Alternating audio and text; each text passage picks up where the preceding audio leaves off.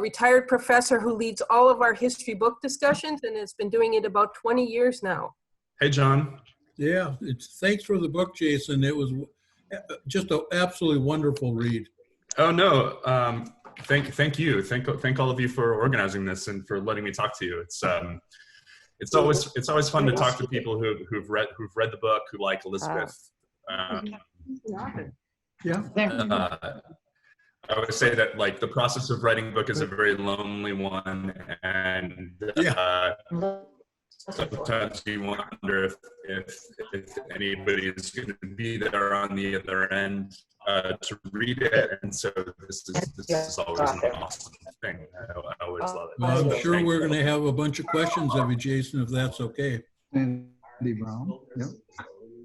And I'm going to ask everyone to mute their themselves unless we're going to be speaking. That way we can kind of mitigate any of the feedback that we might be getting with so many together here today.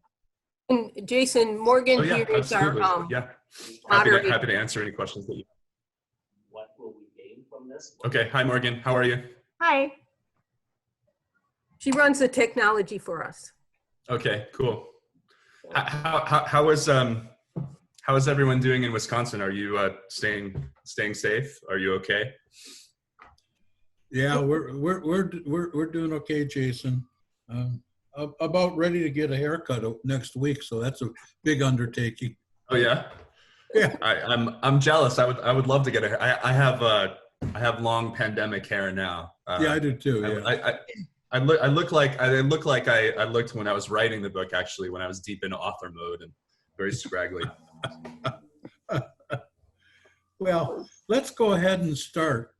And what I'm going to do is I'm going to do some introductory comments, giving you a little background on Jason Fagone, and then a few introductory comments on the book itself, and then we'll take it from there. Jason Fagone, we can call you Jason, I assume, right? Yeah, please. Okay.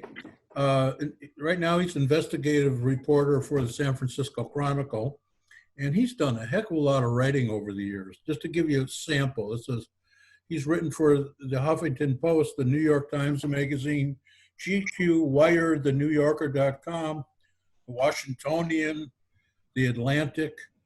In fact, I think it was a year after your graduation from Penn State, the Columbia Journalism Review named you one of the 10 young writers on the rise.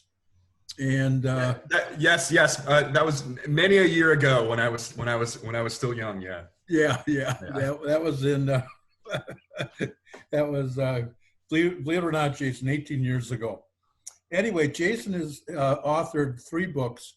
The first one came out in 2006, and it should be nominated for the cleverest title I've ever heard. It's called Horsemen of the Esophagus. And there is a competitive eating tour out there. And so Jason followed three of the competitive eaters. I think they were called gurgitators, and then wrote the book called Horsemen of the Esophagus. That's in 2006. And then in 2013, he wrote a book called Ingenious, a true story of invention, automotive daring, and the race to revive America. And this was there was a contest to see if we could come up with an automobile that would get 100 miles to the gallon. And that's what this book is about. And then in 4 years later, in 2017, he wrote The Woman Who Smashed Codes. You're still living in Philly, I assume, Jason? No, I live in the San Francisco Bay Area now. So I'm a full-time newspaper reporter with the San Francisco Chronicle. Okay. Yeah, so I've been doing that for the last 2.5 years. Okay. And Jason has his BA in journalism photography from Penn State. Here's a few introductory comments about the book. I'm going to read, to kick this off, I'm going to read a New York Times the first sentence of a New York Times book review by John Williams. And he writes, not all superheroes wear capes, and Elizabeth Smith Friedman should be the subject of a future Wonder Woman movie. Now, a very overused word in the English language is amazing, but I think Elizabeth Smith Friedman deserves that word, amazing. In fact, it's a word that Jason used to describe both Elizabeth and her husband, William, when he wrote, those two were equally amazing and equally incomprehensible. What struck me when I read the book is when I think of a code breaker, I think of someone with an analytical, scientific, or mathematical background. And that was hardly Elizabeth's background. She had a background in liberal arts, started at, I believe, Worcester College. Her mother got ill, so she then transferred to Hillsdale College in Michigan and finished her degree in literature and the like. She was a poet. She loved Shakespeare. And then she went on to become this amazing code breaker. Who would have guessed? As I read the book, I kept thinking, her life is a life of serendipity, chance, from and we'll talk about it later on, meeting this weird guy called George Fayan, but then people showing up at her doorstep, wanting their help in code breaking. That was her whole life. Jason started off in the author's note, this is a love story. And it is also between William and Elizabeth. And later on, I think it'll be great if we could talk about that relationship, because I found it to be very, very interesting.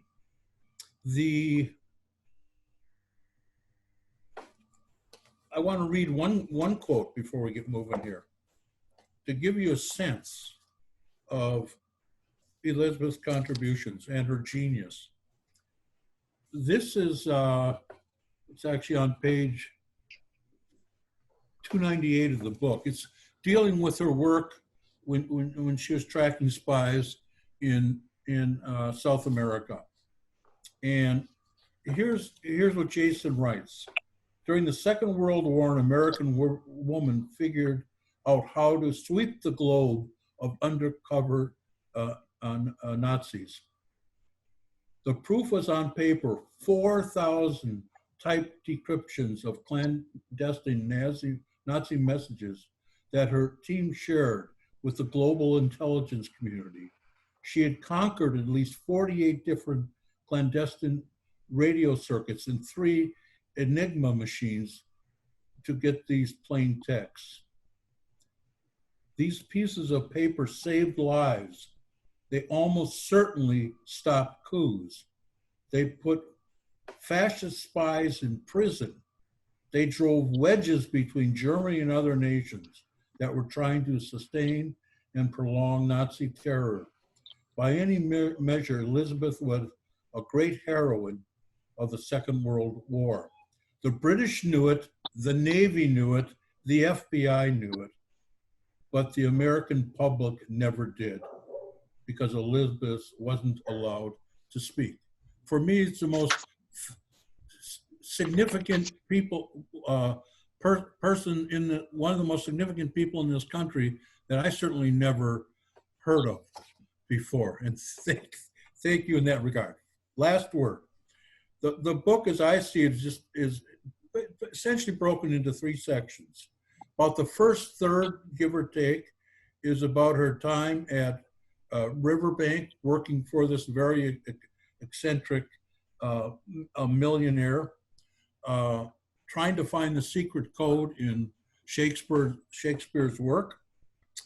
The middle part of the book I found really interesting with all the rum runners. See, when Prohibition hit in 1920, liquor business became huge. huge business.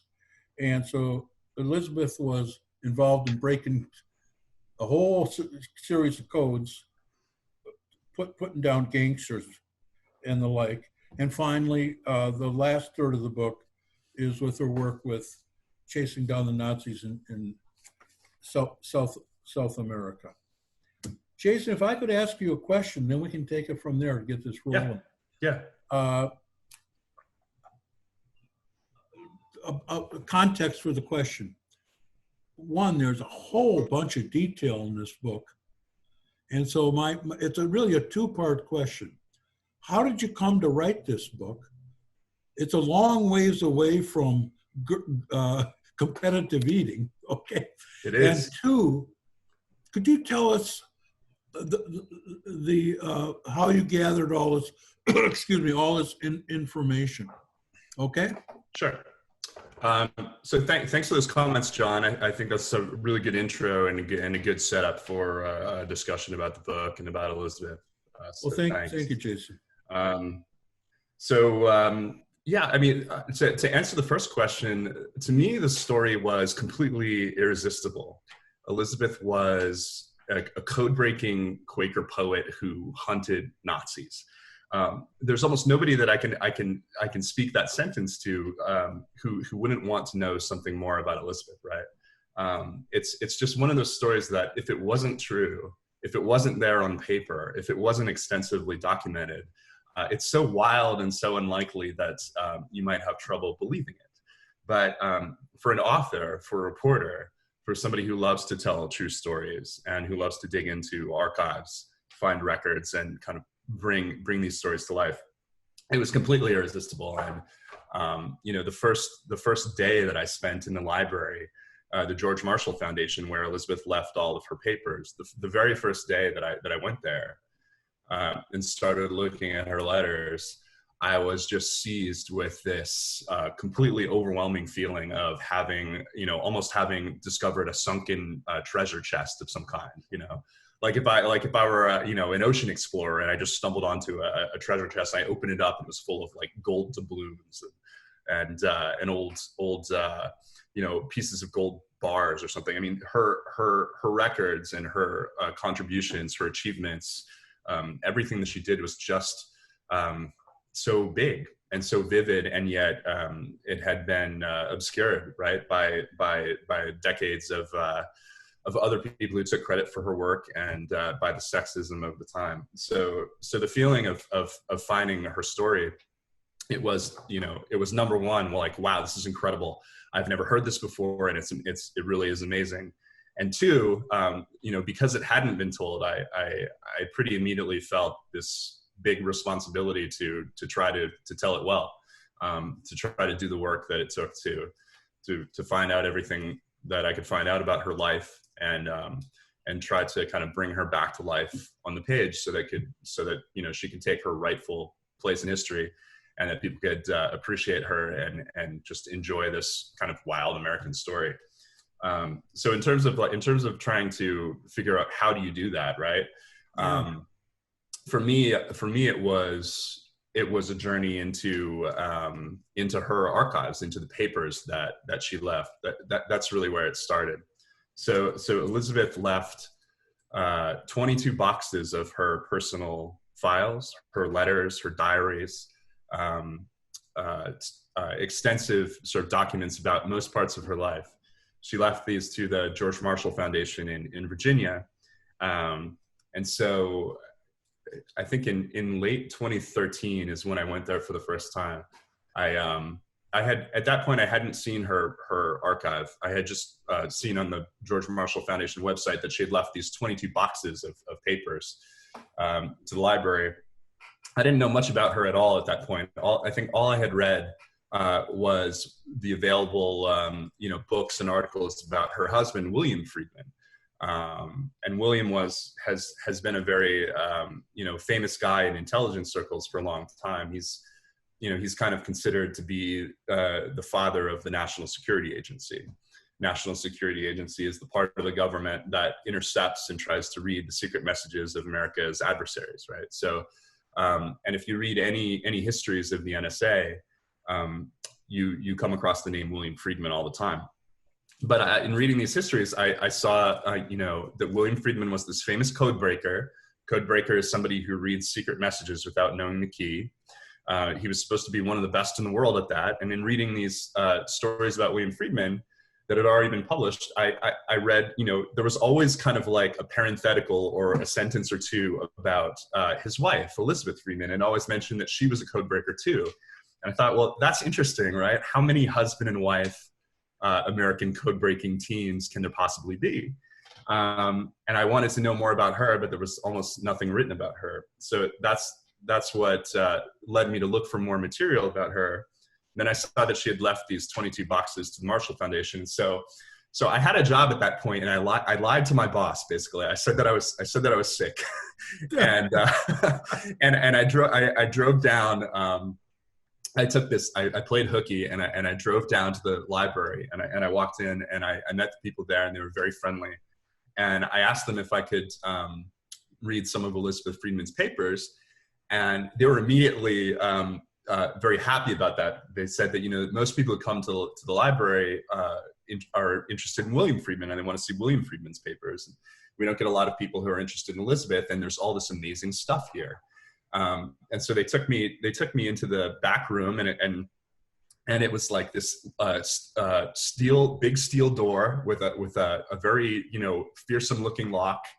And they opened the lock, and they took me into this back room, and they showed me these 22 archival boxes that said the Elizabeth Friedman collection. And I just looked at those, and I thought, I have to know what's in there. And so I asked for box 1, and I started looking through box 1, file 1, and within about an hour, I was reading some of the most incredible love letters that I had ever read in my life. Love letters exchanged between Elizabeth and William when they were young, when they were still falling in love, right after they were married.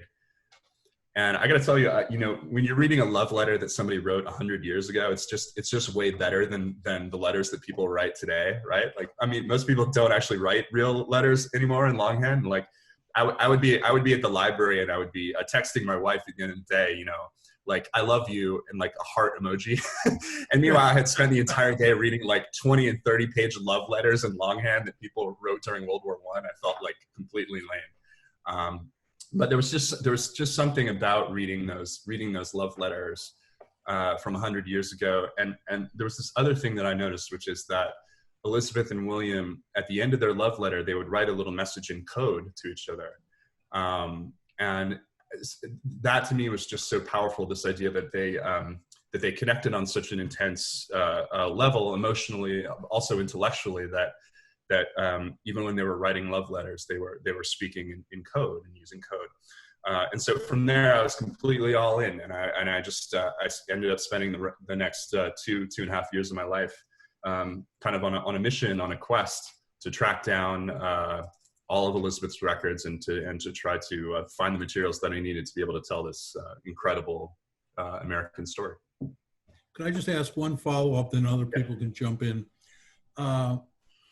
While you're doing that research, Jason, what was the thing that sort of knocked the socks off you? A wow moment learning about Elizabeth, something that just, when we do research, we often reach a point where we get something and say, holy mackerel, or holy fish, or whatever you want to say. What was it for you, that holy fish or holy mackerel, etc.? So for me early on, it was reading the records that talked about Riverbank Laboratories. It was learning about this fantastical place called Riverbank that I'd never heard of before, right? I mean, so many parts of this book, have to do with little pieces and corners of American history that I never learned in school, that I was never taught, and that came to me as a complete surprise. And just the whole genesis of Elizabeth's, journey into code breaking it began in this most spectacular and unlikely way, right? And to me, it was completely intriguing. I think I was probably, the moment that I realized just how odd it was when I was reading one of her own recollections of the first time that she ever met this guy, George Fabian. And she told this story multiple times throughout her life, and she always told it the same way. So it makes me think that it really is accurate to the letter. I mean, basically her story is that she was 23 years old. She was bored with her life. She had kind of reached the end of the line of available employment for a college-educated woman in the year 1916, which was she had become a school teacher in a small rural school district in Indiana where she had grown up. And for her, it wasn't enough. She was ambitious. She wanted to see the world. She wanted to live a life that was less ordinary than lives that were lived by members of her family in Indiana at that time. And I think she also had kind of a chip on her shoulder because she was very short in stature, and she was very, very bright. And I think she felt like she had something to prove to the world. For instance, she hated her name, the name she was born with, Smith, because she thought that it was the most ordinary name that you could have, right? And she couldn't stand being introduced to people as Miss Smith, because to her it just meant that she was nothing. She was just average and ordinary. She didn't want to be ordinary. So she up and quit her job as a school teacher at this Indiana school district, and she moved to Chicago, thinking that she would try to find a job.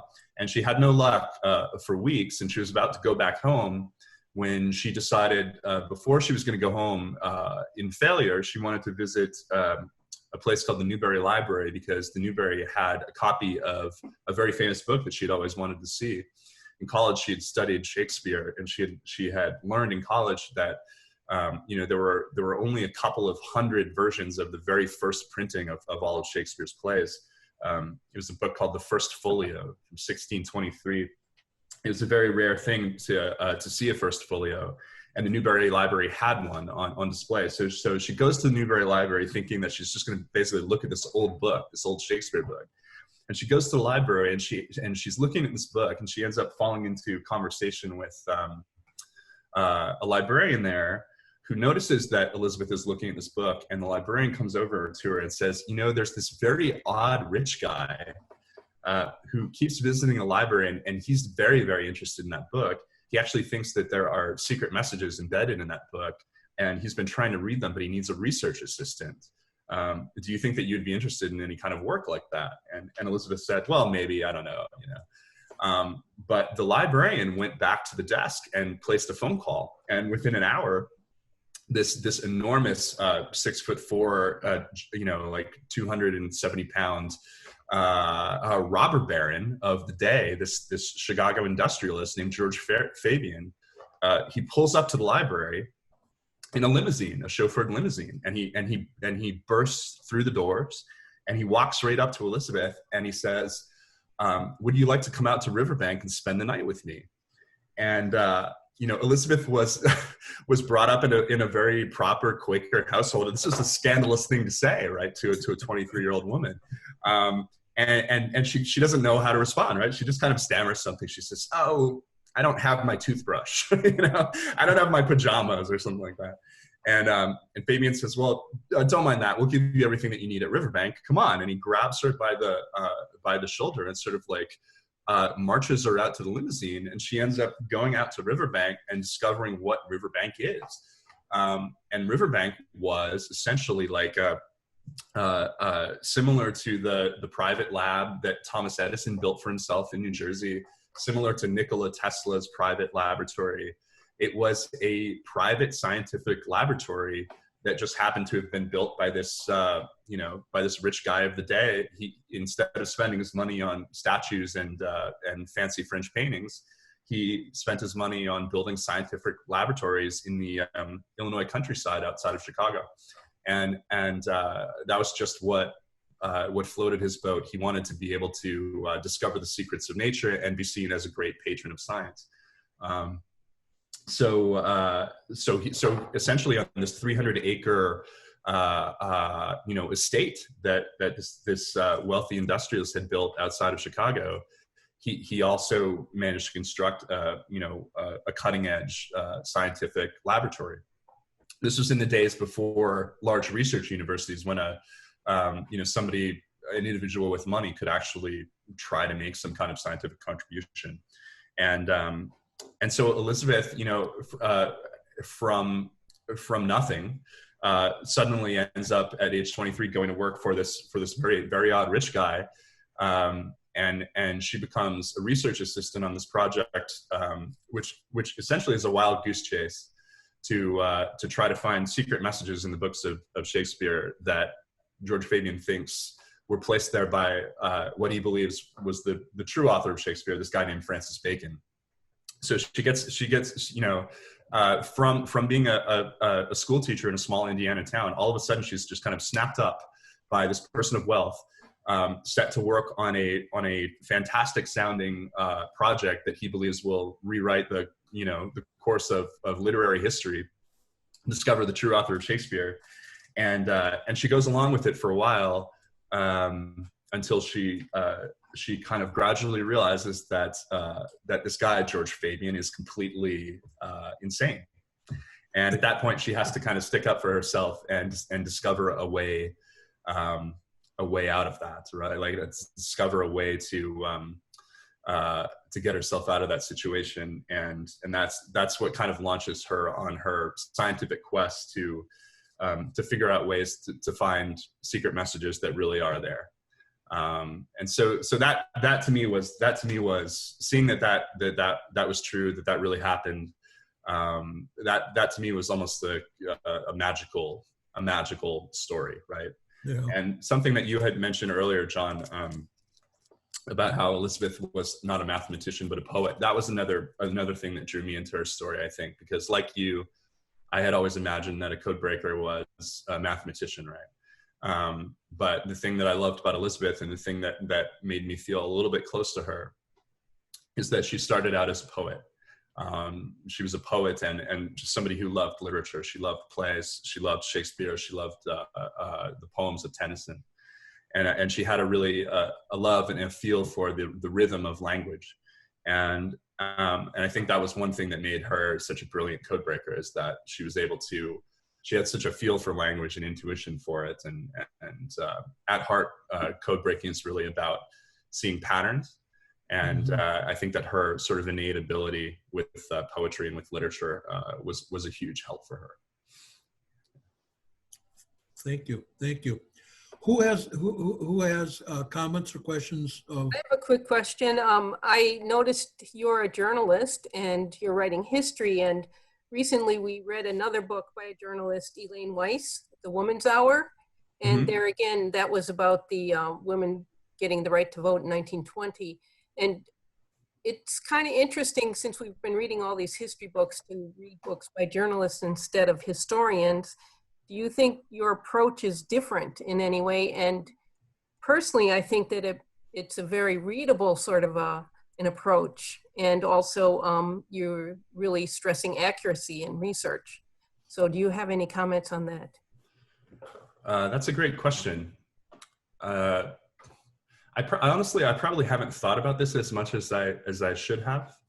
I feel like the skill set of a journalist is the right one to tackle a project like this, and I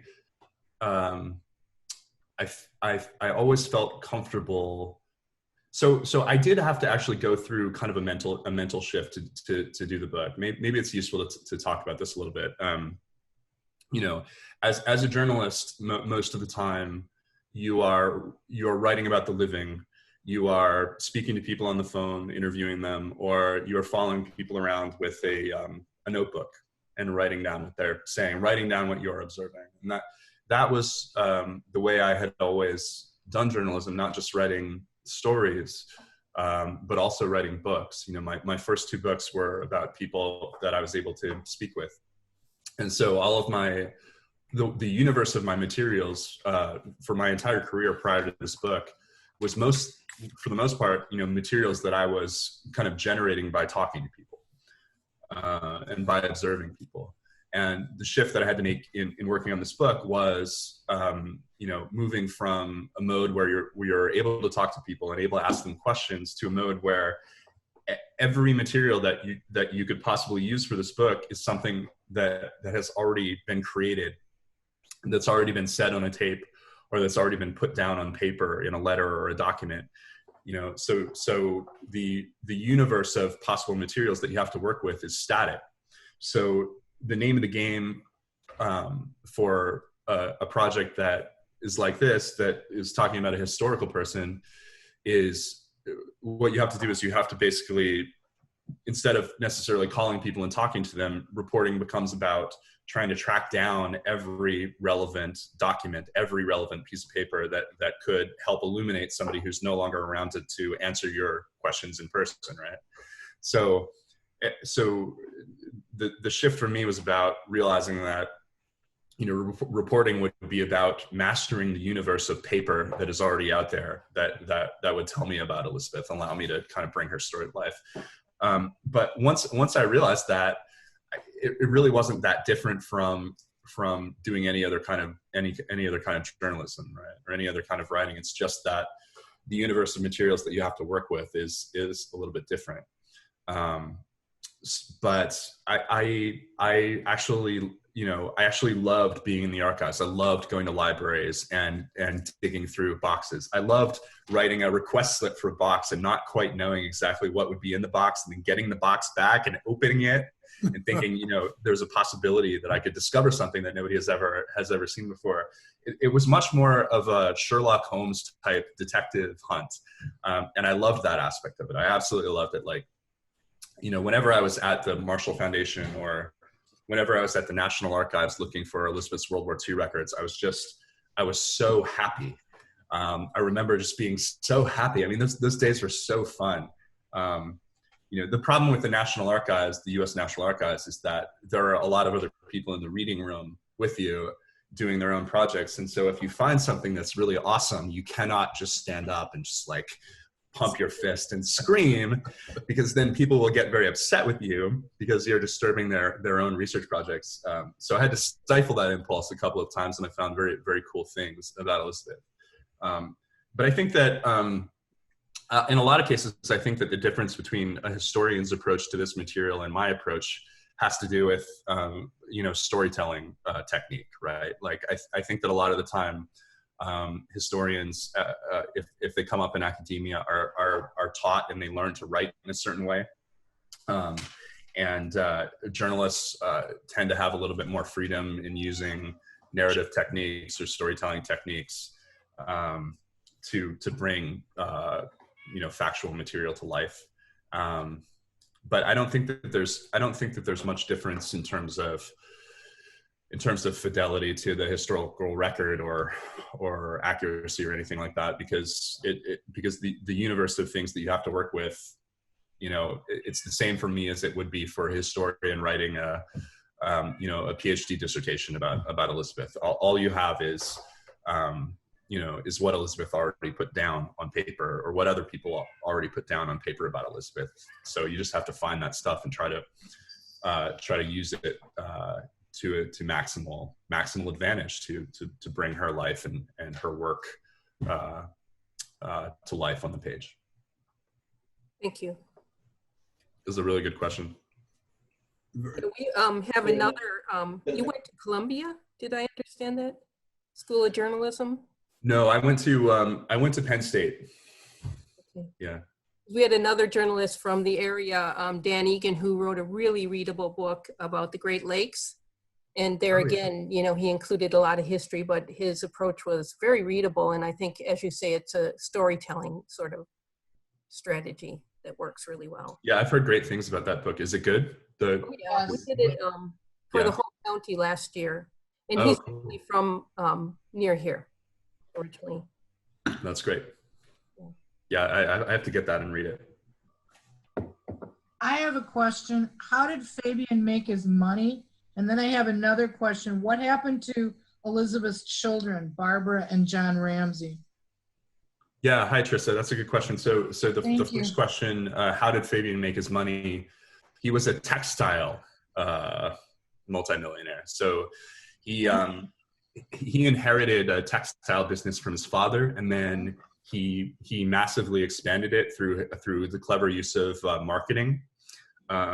He was much more shameless about marketing than his father had been. He had kind of a, maybe you could tell this reading the book, he had kind of a gift for selling, right? A gift for public relations. Yeah, you talked about that. So he,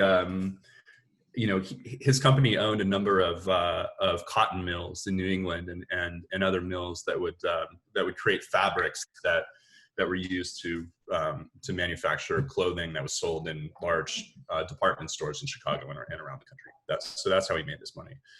Second question: what about the Friedman's children, John and Barbara? So they didn't figure as much in the book as I would have liked, because they had both passed away by the time I started working on it. So I wasn't able to talk to them. I was able to talk to some of their kids. So I did talk to Elizabeth's descendants about her, but I wasn't ever able to interview Barbara and John. That wasn't a total stopping point, because Barbara and John both left a lot of letters in the archives that they had exchanged with their parents over the years. And so that's how I know that, when Barbara was 10 or so, she went off to summer camp, William and Elizabeth would write her letters in code, and she would write letters in code back. And then they would, mom and dad would check that she was using the code correctly, right? This is one of the things I loved about that family, right? They shared their love of codes, just in their own kind of like family Christmas cards, birthday cards, all that kind of thing. So John and Barbara, John ended up going into a career in media and public relations, and Barbara had a kind of a complicated and somewhat tragic life. She worked for a time for an anti-nuclear organization that was promoting the peaceful use of nuclear power, or trying to warn against the dangers of some kind of peaceful uses of nuclear power. She ended up in a marriage that was unhappy. She ended up briefly hospitalized as a result of kind of a health fallout from that marriage. And she exchanged a number of letters with her parents about those unhappy times that I didn't get into a lot in the book. But I don't think that their kids ended up, they were good people and they loved their parents, but I don't think the kids ended up achieving in their own careers at the level that Elizabeth and William had. Thank you for your passion and your zeal in writing this book. It was absolutely, as everyone else has said, just wonderful to know about this woman. And thank you again for your passion in letting us all learn about her. Oh, cool. Thank you so much for reading it and for your good questions. Now, the failure of William and U.S. intelligence generally to anticipate the Pearl Harbor attack is not treated much at all at any length in your book. Could you elaborate on how that failure occurred? I didn't get into it because I felt like it was kind of a rabbit hole that I didn't want to disappear into. If you have about 6 hours right now, we can get into it in detail. So William Friedman was interested in this question.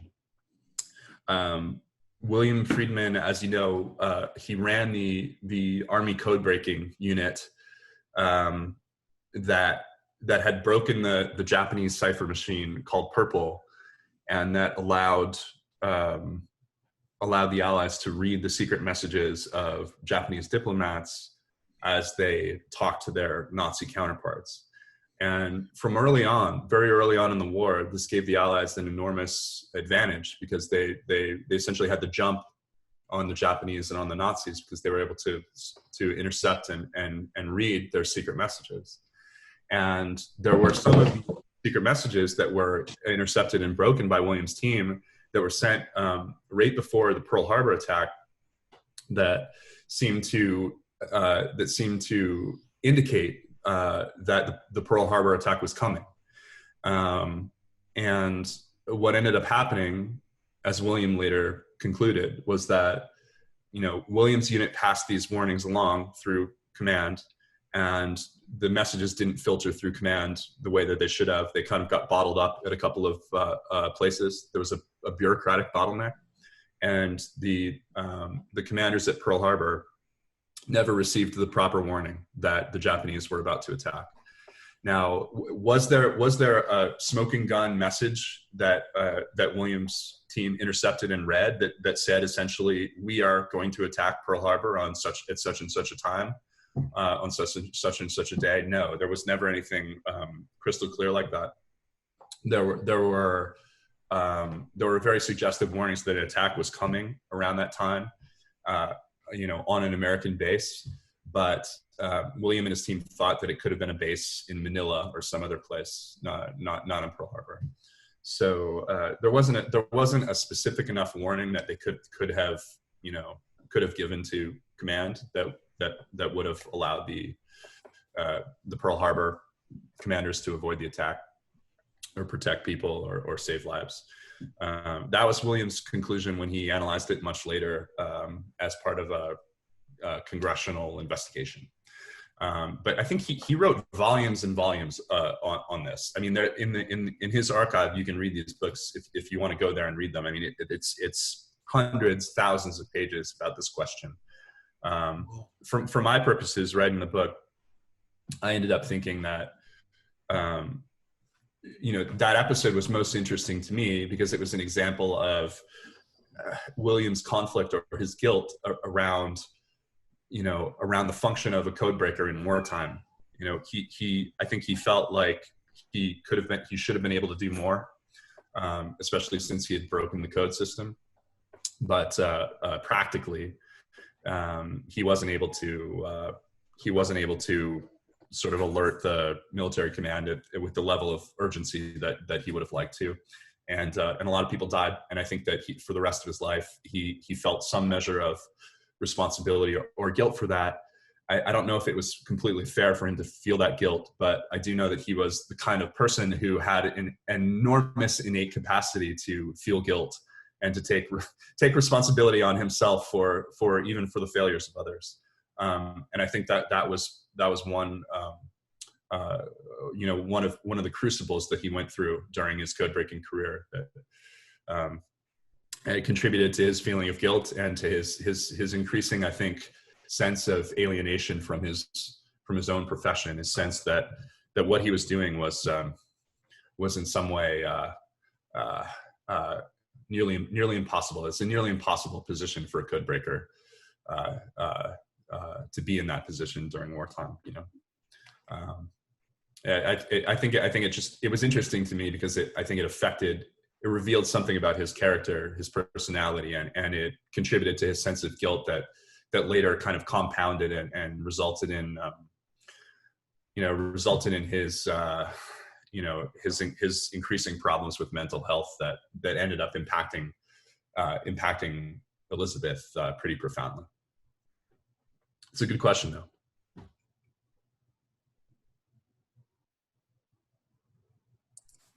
I have another question. Whatever happened to their library? You mentioned it a few times and how their books were confiscated. Yeah. Do you know where they are now? Or yeah, they're at the George Marshall Foundation. So their library has essentially been created at this private nonprofit foundation on the campus of the Virginia Military Institute. It's a private research library, and I say in the book that a big reason why they gave their papers to this place is because it was a giant middle finger to Uncle Sam. You know, they didn't want the American government to have access to their papers or be able to control who could see their library. And so they, instead of giving it to the Library of Congress, they gave all of their stuff to the George Marshall Foundation. And if you go to the George Marshall Foundation, which you should if you're ever in Lexington, you can actually go into a room that they've created there and preserved, and they've actually preserved even the filing system that the Freedmens used for their own personal library. And so you can look at the books on the shelves, and they're in the same order that the Friedmans had them in their own personal house in Washington, which is pretty amazing. And yeah, I mean, the first time walking into that room, it was really a special moment, because you see the books, how they had them in their own home. You can really kind of imagine, project yourself back into their library and imagine what it would have been like to sit there and look at the books and be in the space, the physical space of the Friedmans. That's neat.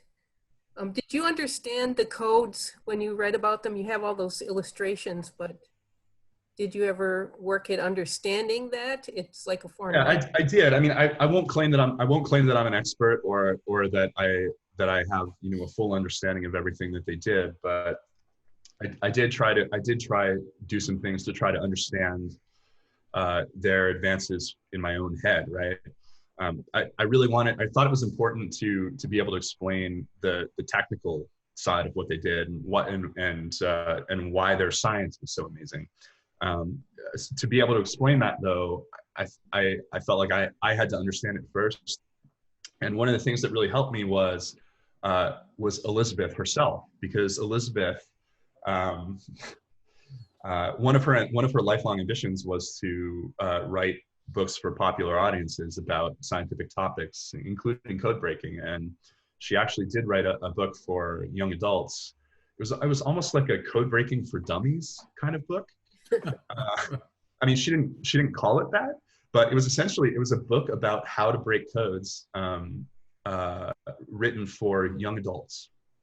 And so it's a very gentle kind of introduction to exactly the kinds of code breaking techniques, pencil and paper code breaking techniques that she would have used in an era before computers. And she left this to the George Marshall Foundation. So I saw this going through the boxes. I saw this manuscript. I thought, what is this? And I started reading it. I thought, oh, this is Elizabeth's Code Breaking for Dummies book. And that's good, because I can use this book, right? So I made a copy of the book, and I went through it myself, and I worked through some of the code examples that she included in there, so I could understand them for myself.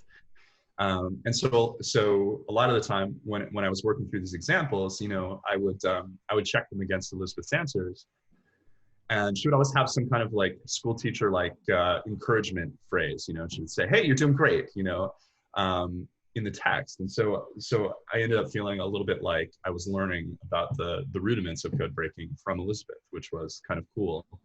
And then after going through that book that she wrote and working through some of the examples, in terms of the more advanced code breaking things that they did, I relied a lot on a guy named Craig Bauer, who's the editor of the premier scientific journal on cryptology, which is called Cryptologia. He's a professor at a college in Pennsylvania, and he was really generous with his time and went through a lot of code examples with me. I relied on him a lot. I relied on some other experts who know a lot about Enigma code breaking to be able to write the Enigma sections of what Elizabeth did during World War II. So it was kind of a combination of trying to teach myself as much as I could about the rudiments, and then finding good experts to walk me through some of the other examples. And honestly, sometimes I had to ask the experts 4 or 5 times to explain something to me before it sank in. But I think that process was pretty effective. It just is mind-boggling to think of not only breaking a code, but from Japanese or some language like that. Yeah, I mean, so that was one of the amazing things to me too, is that Elizabeth didn't speak a lot of the languages that she was able to break codes in. And I think that's because, code breaking is really about understanding the patterns in languages that go beyond vocabulary, right? Or go beyond sentence structure. It's about understanding the language at the level of the letter. And understanding inherent patterns in languages that have nothing to do with the speaker. So, for instance, I mean, one of the things that Elizabeth and William did is that they developed new kinds of statistical techniques to understand the basic patterns of human languages. And so it didn't really end up mattering that that she wasn't a linguist, that she didn't speak a lot of the languages, because she understood language at a deeper level. And she was able to use that deeper understanding, to pry out these secrets again and again and again. What amazed me, excuse me, was they could take an encrypted code and work backwards back to the machine and try and recreate the typewriter, we'll call it, that created that code. That is beyond my comprehension, how you can go backwards on that. Yeah, I mean that's one of the so some of the things that they did I sort of still remain a little bit magical to me, and that's one of them. I mean, I would never be able to do that, right? I would never be able to just look at a sheet of encrypted messages, just sheets and sheets of garbled text, and be able to work backward from that garbled text to imagine, to visualize, and ultimately to reverse engineer the cipher machine that must have created that text. I mean, it is a scientific project. It's not magic. It's not mystery. It has to do with their scientific firepower and their intuition and experience. But when you describe what they actually were able to do, both Elizabeth and William, take a stack of garbled text and work backward to the machine, and then actually create a version of the machine. Amazing. I mean, it really is incredible. Yeah. Yeah. Jason, could you? Probably my favorite part of the book was the running section of the book. Could you tell us a little bit more about Elizabeth's role and how that's where she became too famous for her own, according to her. Yeah. Sure. So as you said before, people showed up on her doorstep. This was not a part of her career that she wanted. So in the early 1920s, after Elizabeth and William, they had to essentially escape Riverbank. They had to escape this crazy, insane rich guy, George Fabian. They had to start out a new life in Washington, D.C. And William was working for the Army, and Elizabeth was not working at the time. They had just had their first child, Barbara. It was a very difficult delivery. She was recuperating. And she figured that she would never go back to work in code breaking for the rest of her life. She imagined that she would just she would write books for young adults and children, and she would be a mother. But the problem was that Elizabeth was too good at code breaking. She was too good at what she did. She was in fact so good at what she did that she was indispensable to the U.S. government. They could not leave her alone. They couldn't afford to leave her alone. Because there just weren't that many people in the United States in 1924 and 1925 who had Elizabeth's experience with code breaking. It was a very short list, right? So in 1925, what happens is men from the government started to show up on her doorstep and ask her to solve puzzles. And that's how she put it, by the way. She said, these men from the government keep showing up at my door and asking me to solve these puzzles, and they will not go away. They refuse to go away until I agree to solve these puzzles. But every time I solve more puzzles, then they just come back with more and give me more. So it wasn't something that she wanted to do, but they appealed to her patriotism and said, we need you. And so she started to solve these messages for the Coast Guard. The men who showed up on her doorstep initially were from the Coast Guard. And they had this big problem that rum runners were exchanging messages by code and directing their shipments, global shipments of bootleg liquor. And the Coast Guard couldn't read these messages. It was just gobbledygook to them. So they had no ability to track down these rum runners and intercept their shipments, which was their job. They couldn't do it because they didn't have code breaking. And so they brought in Elizabeth, and she became a code breaker for the Coast Guard. She would intercept their radio messages. She would break the messages, and then she would figure out what these rum runners were up to. Who was captaining the ships, where the ships were meeting up to exchange the liquor. And then she would give the information to the Coast Guard and law enforcement, and then the Coast Guard would go in and catch these guys. And it was very funny reading some of these messages that she solved in, you know, the worksheets, and the messages are still in the archive, so you can actually read them. And it was really clear that the rum runners were totally confused about what was happening, because they were all of a sudden they were starting to get caught, and they didn't know why, and they didn't imagine that there was this woman code breaker in Washington who was solving these puzzles, you know, while also parenting, you know, an infant, a daughter. That's what was happening, you know. So the rum runners assumed that their buddies were ratting them out. So you would actually see messages that she decoded from rum runners talking about how they suspected that their buddies were snitching on them. That's not what was happening. What was actually happening was Elizabeth was reading their thoughts. Essentially, she was using her code breaking abilities to help catch them. And these were not like gentlemen rum runners, by the way. These were not all good guys. You know, I had this image of kind of like a gentleman rum runner, like a good old boy who had a boat and was defying prohibition because prohibition was unjust. What was actually happening was global mafias, criminal gangs had taken over the bootleg liquor business. And that's how you saw the rise of people like Al Capone, is because these gangs were taking over. So that's what Elizabeth was really fighting. She was fighting some of the biggest and wealthiest criminal organizations of her day. Jason, I hate to interrupt for just a second. Yeah.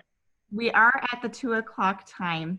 I did extend the meeting here, but if we happen to get kicked out of the meeting, you'll be able to jump back in with the same codes, just to give everyone an alert, just in case. So. Cool. Cool. So just to finish answering John's question real quick. Yeah, she did get famous because this work catching these gangsters, she needed to testify in court against them, because juries needed to hear how these messages were solved, how these codes were broken, and the only person who could explain that was Elizabeth. And so in the 1930s, she ended up getting called in by federal prosecutors to testify against, you know, some of the biggest gangsters of her day. And newspapers covered those trials. And so for a brief period, she became probably the most famous code breaker in America, which she hated. She couldn't stand it, but that's what happened. Yeah. I had a couple of questions I'd like to ask. They're related, I guess.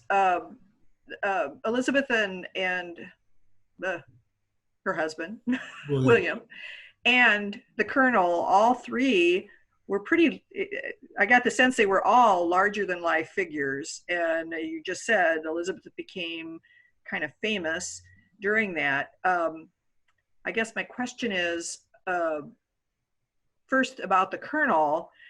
He was insanely rich and pretty out there. Was he in his own right? I'd never heard of him either, obviously. Did he get out in the press and all that? And I guess the bigger question for me is, did the couple stay in touch with the Colonel past the time they left, or what was their relationship like afterward? Was the Colonel very angry at them and tried to get back at them, or how'd that all work out?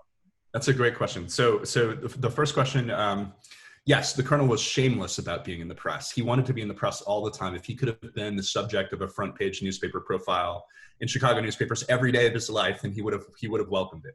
This is absolutely the opposite from Elizabeth, right? Who shied away from publicity, who was very sort of reticent. She didn't like reporters. Fabian absolutely cultivated reporters. There are all kinds of old newspaper clips that are wonderful, and I found some of these in the New York Public Library. They have a Fabian Riverbank collection there that's amazing. There's all kinds of newspaper clips where, you know, somebody from a newspaper would come out to Riverbank. Fabian would invite them, and he would give them the grand tour, and they would spend a couple of days, and they would see all of these, you know, incredible sights: the Japanese garden, the exotic zoo. You know, I think there were two bears that he named Tom and Jerry. I'm trying to remember exactly. There was, you know, there was a monkey that would roam the grounds and smoke cigarettes. You know, there were these, you know, buildings where geneticists were growing modified corn and all kind. You know, he was performing all kinds of strange experiments on animals. So he would show newspaper reporters these things, and then they would write these long articles about how this wealthy gentleman in rural Illinois was discovering the secrets of nature at this fantastical place called Riverbank. And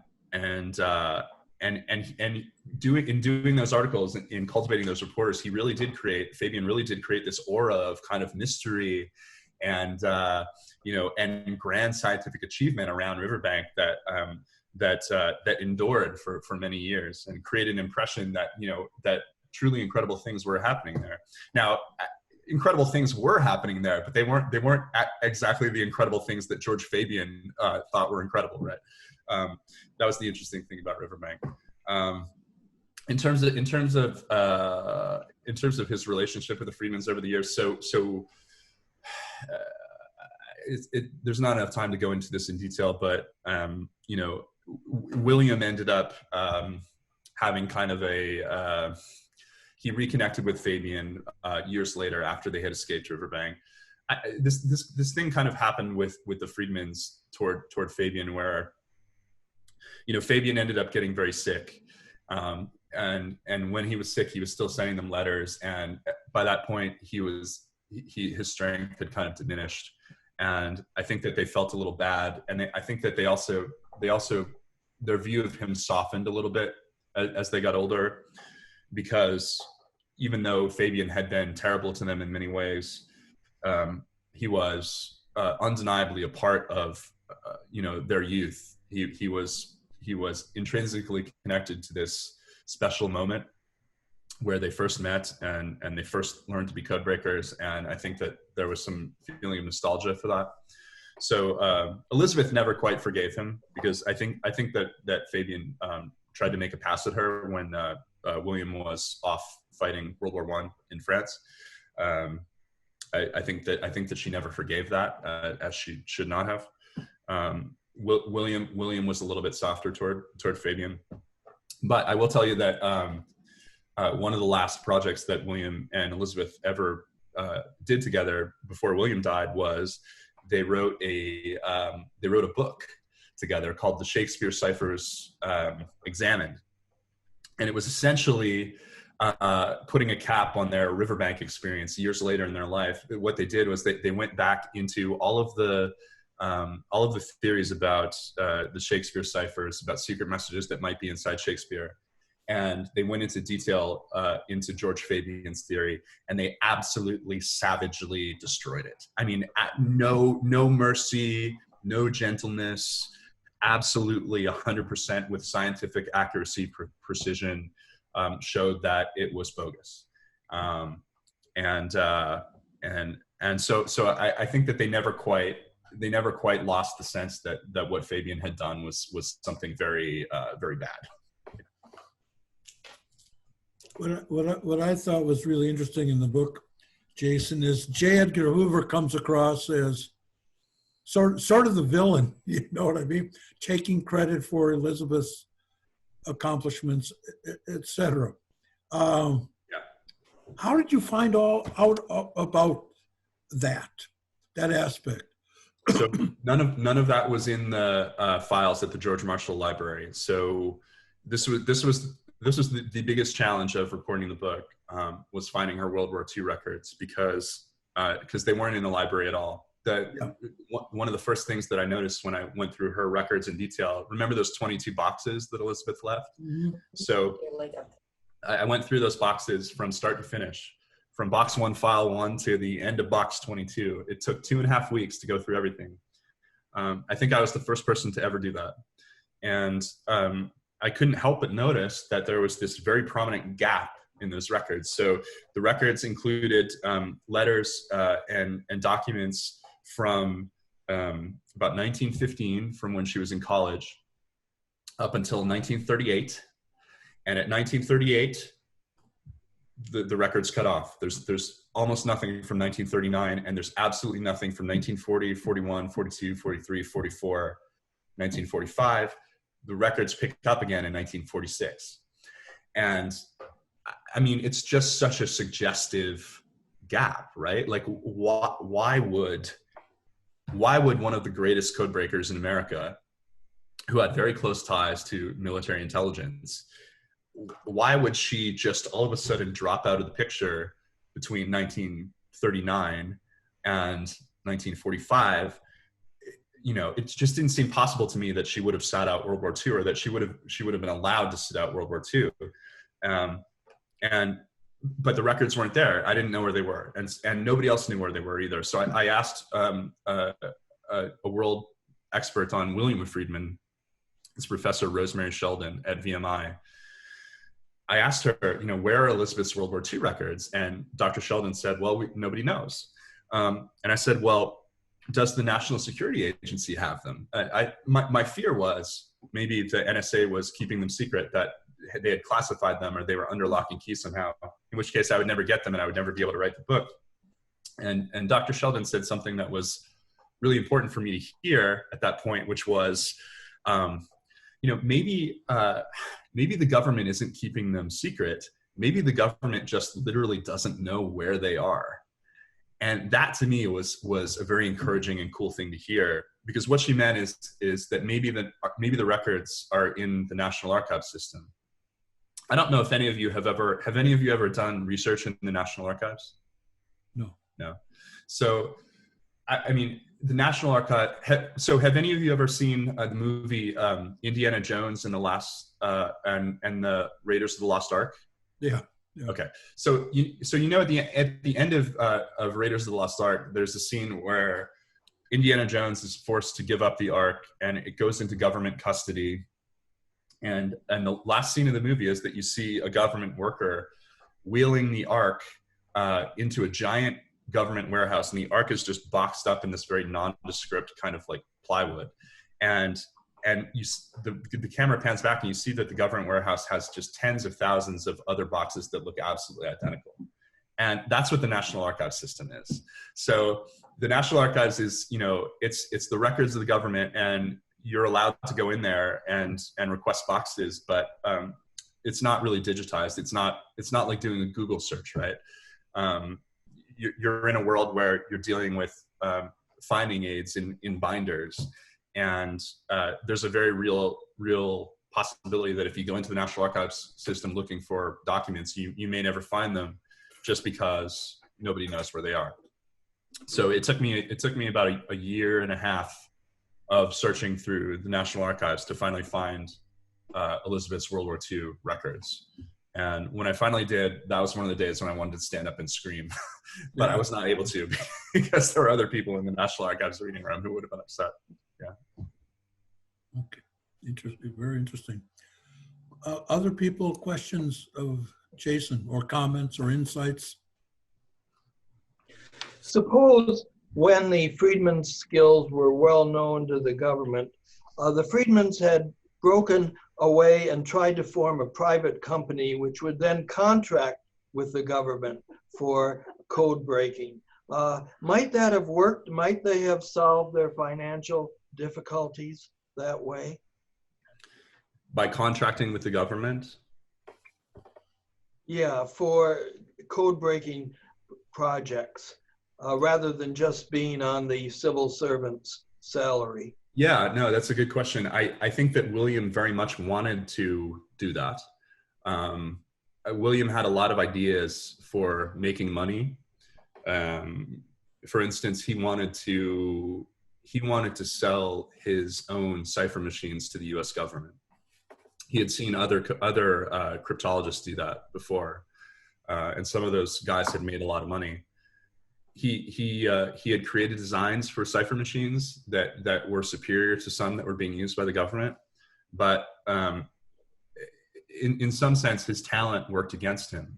His machines were so good that the government classified them as munitions, as weapons, and he was not allowed to sell them. He wasn't even really allowed to make any money from the government because of his, involvement in the civil service.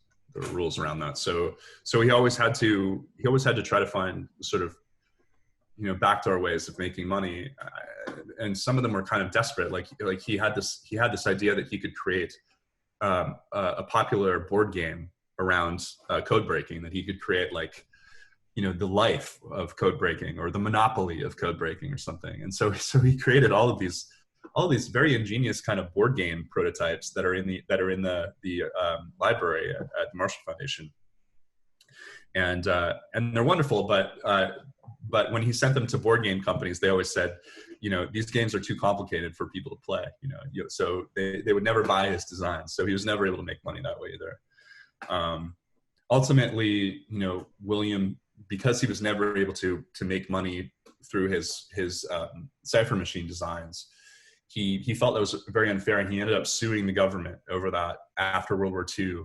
And that led to there was actually a special act of Congress that was passed that awarded William Friedman a six-figure sum. I think it was $100,000 awarded to him by Congress just for his just to honor and appreciate his contributions to code breaking. It was part of the resolution of the lawsuit. So he did end up getting some money, but it wasn't nearly as much money as he could have made or should have made, for sure. Oh. Any other comments or questions? I have a question for Jason. You've mentioned several times the vast amount of time you had to spend doing all your research along with your writing process. Were you still working relatively full-time? When you say it took you a year, does that mean a year evenings and weekends, or was it a full-time, all-day-long activity for you? Yeah, I was doing this full-time for 2.5 years. I was living partly off of the book advance, and partly off of, it wasn't enough to pay rent. So I had to also write magazine stories, and continue to be a freelance magazine writer while I was working on this. So if you would ask my wife, she would tell you that I was working pretty much 7 days a week, for 2.5 years. And yeah, I mean, it was a lot. Looking back on it, it was a lot. But I was driven in some sense by a fear that if I didn't finish it in a timely way, then somebody else would find the story and they would write the book, and that would have been heartbreaking to me, So I put a lot into it. I invested a lot of time into it. You mentioned having an advance on the book, and my career was on the business side, and when you're looking for money for a new business, there's a kind of a formula of a business plan that you write up and pro formas, etc. What does an author do trying to get an advance? So the way it works is that you write up a proposal for a nonfiction book, which is essentially, a 6,000 to 15,000 word overview and outline of the book that you plan to write. And it has, it describes the story arc of the book, the main characters, includes chapter outlines to give a sense of the structure of the book, and some information about you and why you're the right person to write the book. This is how the vast majority of nonfiction books begin life. They begin as a book proposal. And so I submitted the proposal through my literary agent to editors, and ended up talking to editors, and there were a couple of publishing houses that bid for the book, and then we signed a contract with one of the people who bid, which is Day Street, part of HarperCollins.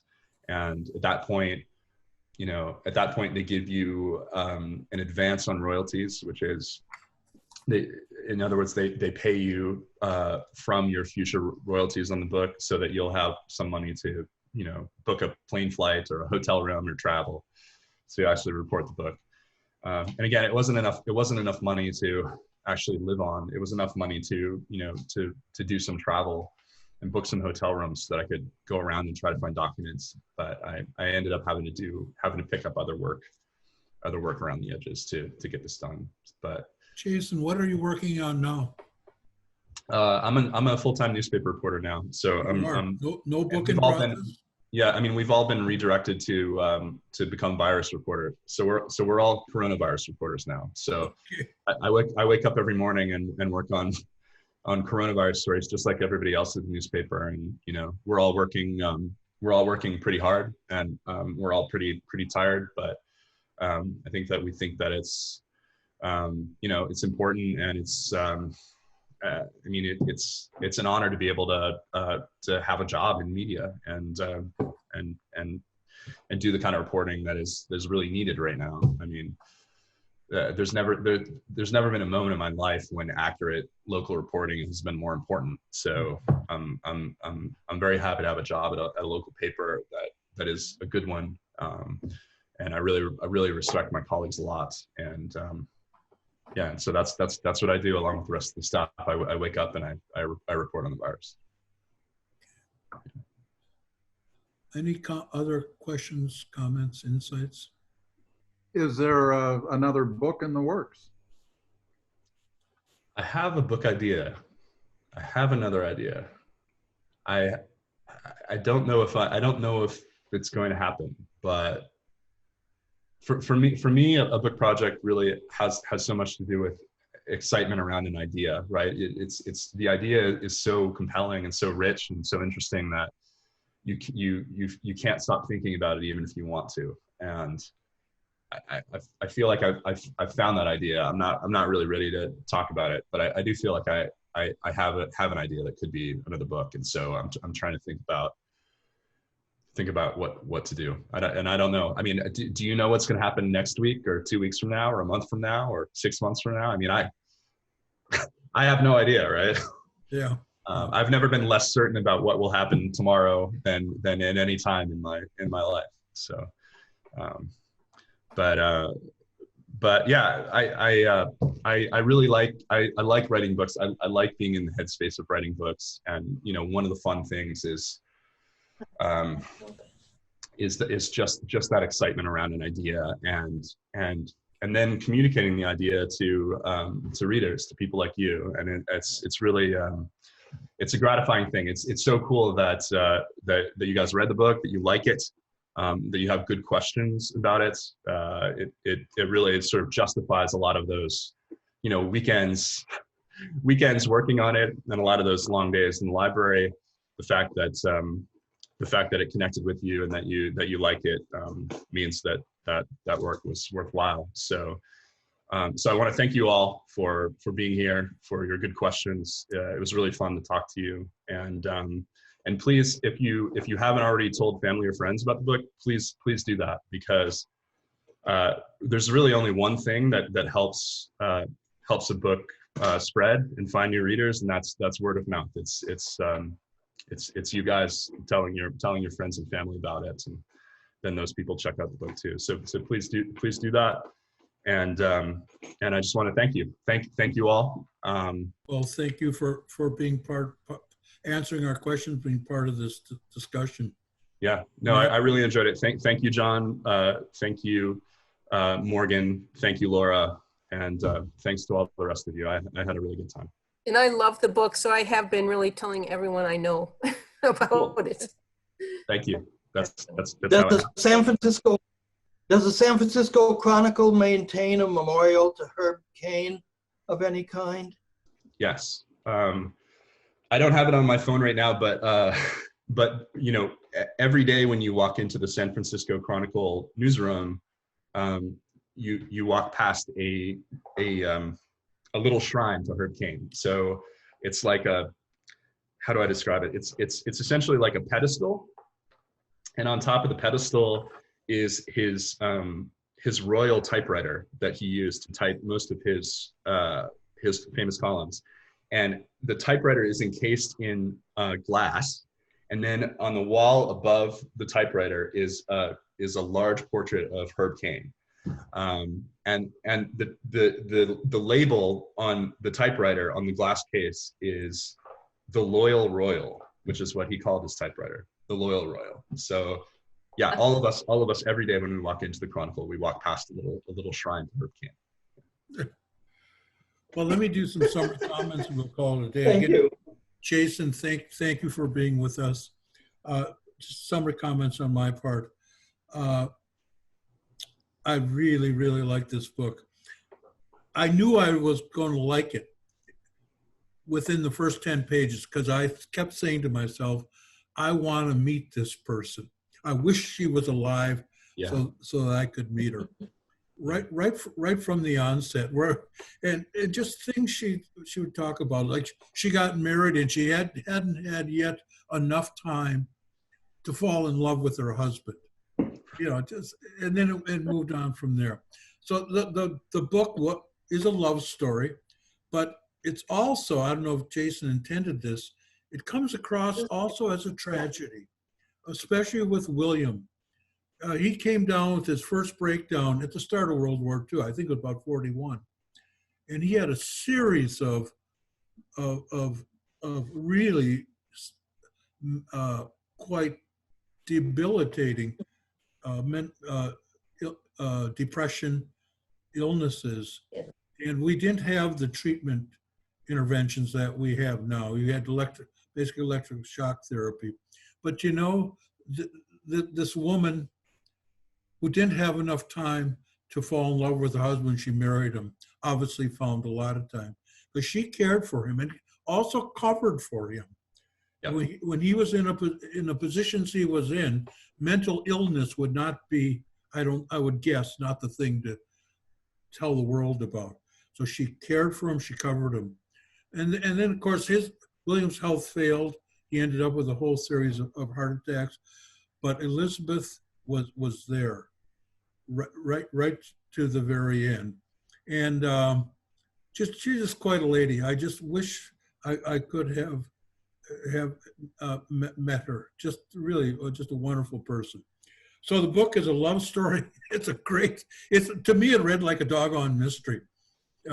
Also, walking on to the next thing that Elizabeth would tackle. And we didn't get too much into the last section of the World War II with Enigma and the work she did there. But one last word. One of the things